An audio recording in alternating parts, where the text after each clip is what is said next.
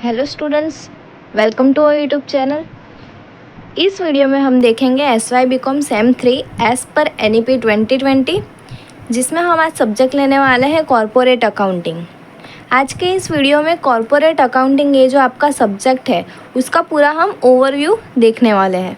उसके अंदर कौन से यूनिट है, उसका कितना वेटेज है, कैसे उसमें सम पूछे जाएंगे, थियरी, प्रैक्टिकल, ये सारी चीज़ें आज हम देखने वाले हैं इस वीडियो के थ्रू। तो ये सब्जेक्ट के अंदर आपके टोटल 4 यूनिट है। यूनिट नंबर 1 जिसमें आपको 2 चैप्टर देखने को मिलेंगे। फर्स्ट है प्रॉफिट और लॉस प्रायर टू इनकॉर्पोरेशन। इसमें आपको थियरी प्लस प्रैक्टिकल दोनों ही आपको करने होंगे। वैसे देखने जाए तो ये जो आपका सब्जेक्ट है उसमें जो 4 जो यूनिट दिए गए हैं वो पूरा ही आप मान लीजिए कि थियरी तो नहीं है, मतलब कम थियरी दी गई है, ज़्यादा तो आपको प्रैक्टिकल या मतलब सब में ही आपको ध्यान देना होगा। तो फर्स्ट यूनिट है आपका प्रॉफिट और लॉस प्रायर टू इनकॉर्पोरेशन। इसमें आपको पूरा ज़्यादातर तो आपको सम ही देखने को मिलेगा। फिर है अकाउंट्स ऑफ बिजनेस परचेज।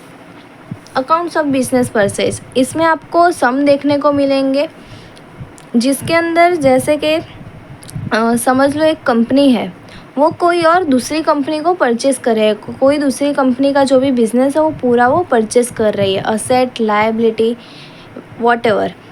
तो जो पूरा वो प्रोसेस है वो पूरा आपको सब में देखने को मिलेगा। आगे हम एक एक यूनिट के रिलेटेड जो भी वीडियो बनाएंगे उसमें हम ज़्यादा डीप से हम अंदर देखेंगे कि उसमें क्या आएगा।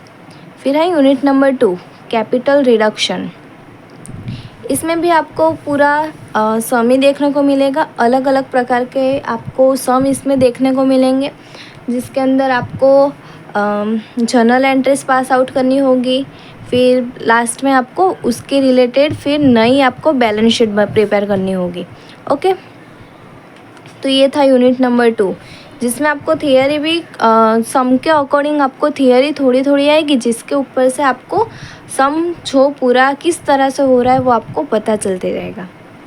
फिर है यूनिट नंबर 3 बैंक अकाउंट। ये भी पूरा प्रैक्टिकल ही है, कुछ थियरी आती है, बाकी तो पूरा प्रैक्टिकल सम ही है।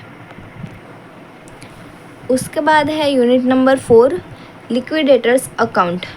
ये भी पूरा प्रैक्टिकल है। इसमें 14 मार्क्स का या तो 10 मार्क का आपको क्वेश्चन पूछा जा सकता है।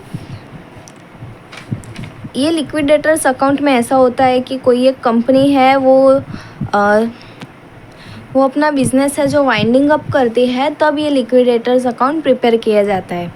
कोई भी कंपनी है वो अपनी कंपनी बंद कर रही है, तो उसके जो भी असेट है वो सारे बेच कर जो उससे पैसे आएंगे उससे वो अपनी लायबिलिटी फुलफ़िल करती है, मतलब लायबिलिटी सारी पे करती है। और फिर भी अगर बच जाए तो फिर सरप्लस जो है वो शेयर होल्डर में डिस्ट्रीब्यूट किया जाता है। तो ये था यूनिट नंबर 1 से लेके यूनिट नंबर 4 तक। सब मेनली आपको प्रैक्टिकली देखने को मिलेगा, थियरी बहुत ही कम होगी। हाँ, पर जो भी सम करेंगे उसके रिलेटेड हम थियरी देखेंगे। तो ये आपका कॉर्पोरेट अकाउंटिंग आपको एग्ज़ाम में पूछा जाएगा, तो टोटल आपको इधर 50 मार्क का पूछा जाएगा।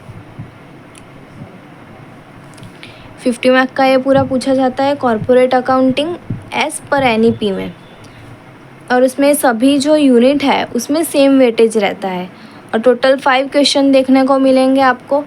तो आप हमारे यूट्यूब चैनल के साथ बने रहिए एंड तक। तो आपको जब एग्ज़ाम आएगी उसके पहले हमारे यूट्यूब चैनल पे IMP क्वेश्चन सीरीज़ हम डालते हैं, जिसके थ्रू आपको पता चलेगा कि किस किस प्रकार के आपकी थियरी या तो फिर सम है, और फिर जो भी इकोनॉमिक्स वगैरह या तो फिर मैनेजमेंट जैसे जो भी सब्जेक्ट है उसमें कौन कौन से क्वेश्चन IMP है, वो सारे आपको इधर हमारे यूट्यूब चैनल के थ्रू जानने को मिलेंगे। तो बने रहिए हमारे यूट्यूब चैनल के साथ और सब्सक्राइब कर दीजिएगा। Thank you for this watching.